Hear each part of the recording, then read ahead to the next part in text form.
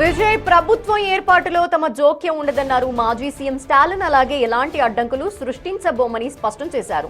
6 నెలల పాటు ఎలాంటి ఆటంకం కలిగించకుండా ఉంటామన్నారు స్టాలిన్. రాష్ట్రంలో రాజ్యాంగ సంక్షోభం, మరో ఎన్నికలు డీఎంకే కోరుకోవటం లేదన్నారు. కానీ తమ హయాంలో ప్రవేశపెట్టిన సంక్షేమ పథకాల్ని మాత్రం ఆపకూడదని అన్నారు.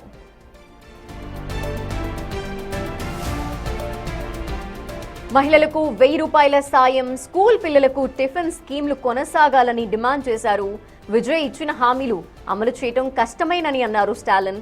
డీఎంకే ప్రభుత్వం మేనిఫెస్టోలోని 90% హామీలు పూర్తి చేసిందన్నారు. నీట్ రద్దు లాంటి కొన్ని అంశాలు కేంద్రం చేతుల్లో ఉండటం వల్ల అవి చేయలేకపోయామన్నారు. విజయ్ తన హామీల్ని నెరవేరిస్తే అంతకంటే సంతోషం మరొకటి లేదంటూ కామెంట్ చేశారు స్టాలిన్.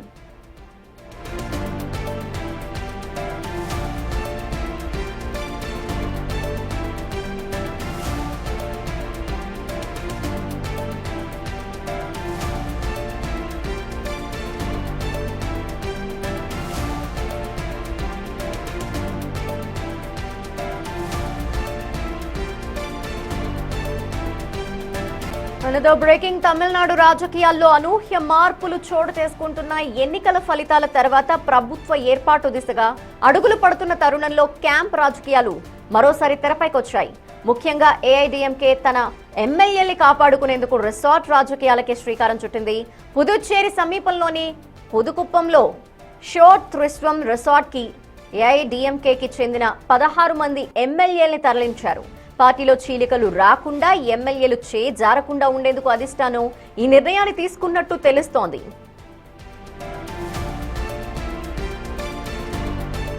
మరోవైపు నిన్నటి వరకు పళనిస్వామి నిర్ణయానికి వ్యతిరేకంగా విజయ్ నేతృత్వంలోని టీవీకేకి మద్దతు ప్రకటించిన సివి షణ్ముగ వర్గం అనూహ్యంగా తన నిర్ణయాన్ని మార్చుకుంది. టీవీకేకి మద్దతిస్తున్నట్టు నిన్న ప్రకటించిన ఈ వర్గం తాజాగా మద్దతు ఉపసంహరించుకుంటున్నట్టు చెప్పింది. ఈ పరిణామంతో ఎమ్మెల్యేలు ఇతర పార్టీల వైపు వెళ్లకుండా ఉండేందుకు వారందరినీ రిసార్ట్ కి తరలించారు. ప్రస్తుతానికి తటస్థంగా ఉంటూ తమ ఎమ్మెల్యేలు ప్రలోభాలకు గురికాకుండా చూసుకోవటమే లక్ష్యంగా పళనిస్వామి పావులు కదుపుతున్నారు. మెజారిటీ మార్కుకి 12 సీట్ల దూరంలో నిలిచిన విజయ్కి ప్రభుత్వ ఏర్పాటుకు అవసరమైన బలాన్ని నిరూపించుకోవటంలో సవాళ్లు ఎదురవుతున్నాయి. దీంతో ఇవాళ జరగాల్సిన విజయ్ ప్రమాణ స్వీకార కార్యక్రమం రద్దయింది. గవర్నర్ అనుమతి రాకపోవటం, మద్దతు ఇచ్చే పార్టీల విషయంలో అనిశ్చితి నెలకొనటంతో టీవీకే వర్గాల్లో ఆందోళన నెలకొంది.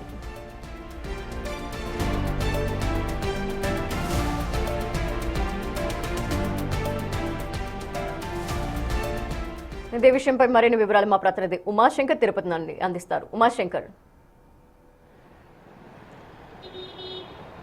ధనలక్ష్మి, తమిళనాడులో రోజు రోజుకి రాజకీయ సమీకరణాలు మారిపోతున్నాయి. ఏదైతే మెజారిటీ సభ్యులు ఉన్నప్పటికీ కూడా టీవీకే విజయ్కు 12 స్థానాలు దూరంలోనే మ్యాజిక్ ఫిగర్లో నిలిచిపోయారని చెప్పుకోవచ్చు. అయితే కౌంటింగ్ తర్వాత నుంచి కూడా అటు ఏడీఎంకే, డిఎంకే వీళ్ళందరూ కూడా రాజకీయ పావులు కలుపుతున్నటువంటి నేపథ్యంలోనే నిన్న కూడా ఒక రాజకీయ పరిణామం చోటు చేసుకుంది. అయితే నిన్న విజయ్ గవర్నర్ కలిసినటువంటి తర్వాత తమ ప్రమాణ స్వీకారానికి అనుమతి ఇవ్వాలి, ప్రమాణ స్వీకారం తర్వాత బల నిరూపణకు సిద్ధమవుతామని చెప్పి కూడా గవర్నర్ను విజయ్ కోరారు.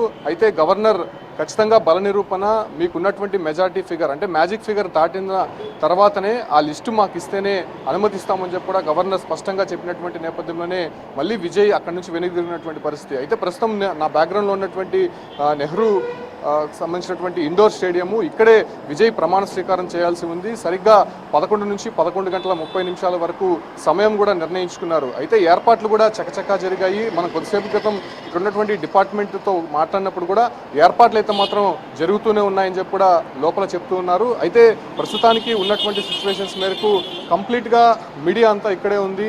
ఏ నిమిషానికి ఏం జరుగుతుందో తెలియనటువంటి పరిస్థితి అయితే కనిపిస్తోంది. అయితే నిన్న రాత్రి కూడా మళ్ళీ మరోసారి అర్జున్ గవర్నర్ కలిశారు.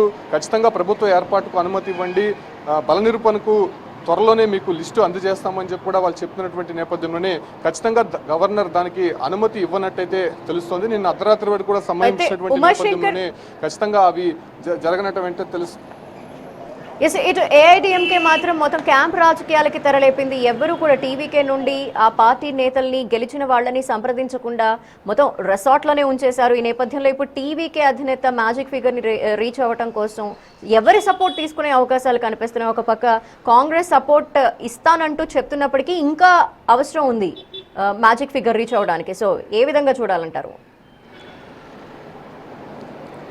ఎస్, విజయ్కి 108 సీట్లు వచ్చాయి. విజయ్ ఒక ప్రాంతంలో రాజీనామా చేయాలి కాబట్టి 107 సీట్లు విజయ్కి ఉన్నటువంటి పరిస్థితి. అయితే కాంగ్రెస్ పార్టీ ఇచ్చినటువంటి 5 సీట్ల నేపథ్యంలోనే 112 సీట్లు మాత్రమే ఇప్పటివరకు వచ్చాయి. అయితే నిన్న రాత్రి నుంచి కూడా మరో రాజకీయ పరిణామం చోటు చేసుకుంది. అటు డిఎంకే, అన్నా డిఎంకే రెండు కూడా కలవపోతున్నాయి. ద్రవిడ సాంప్రదాయాన్ని కొనసాగించాలనేటువంటి ఒక ఆలోచనతో ఈ రెండు పార్టీలు కలిసి ప్రభుత్వం ఫామ్ చేయబోతున్నాయని చెప్పి కూడా వార్తలు చక్కరగొట్టాయి. అటు కాంగ్రెస్ పార్టీ కావచ్చు, లేదంటే బీజేపీకి సంబంధించినటువంటి రెండు పార్టీలని పక్కన పెట్టి ఈ రెండు పార్టీలు అదే రకంగానే వాళ్ళు మిత్రపక్షంగా ఉన్నటువంటి మరో కొన్ని పార్టీలని కలుపుకుంటే ఖచ్చితంగా 120 పైగా స్థానాలు వచ్చేటువంటి అవకాశం ఉండడంతో ప్రభుత్వ ఏర్పాటుకు సుగమమవుతుందని చెప్పి కూడా ఈ ప్రచారం అనేది జరిగింది. అయితే దీనిపైన ఏఐడిఎంకే నేత పళనిస్వామి కొట్టిపాడేశారు. ఖచ్చితంగా మేము కలిసే అవకాశం లేదు, మేము భద్రశత్రులైనటువంటి డిఎంకే, అన్నా డిఎంకే ఎలా కలుస్తాయని చెప్పి కూడా ఆయన కొట్టిపారేసినటువంటి పరిస్థితి. అయితే నిన్న రాత్రి ఏఐడిఎంకేకి సంబంధించినటువంటి కీలక నేత షణ్ముగం ఒక టీంని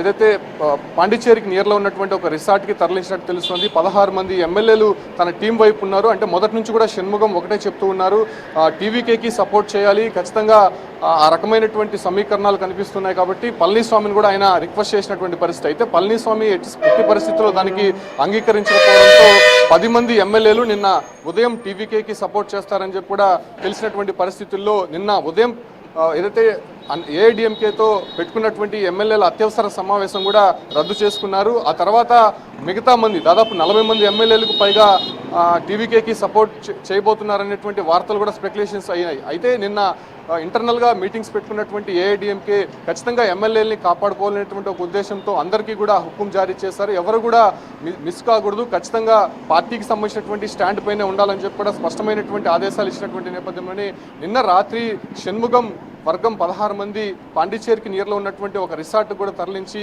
ఎమ్మెల్యేలు చేజారకుండా భద్రపరిచినటువంటి పరిస్థితి.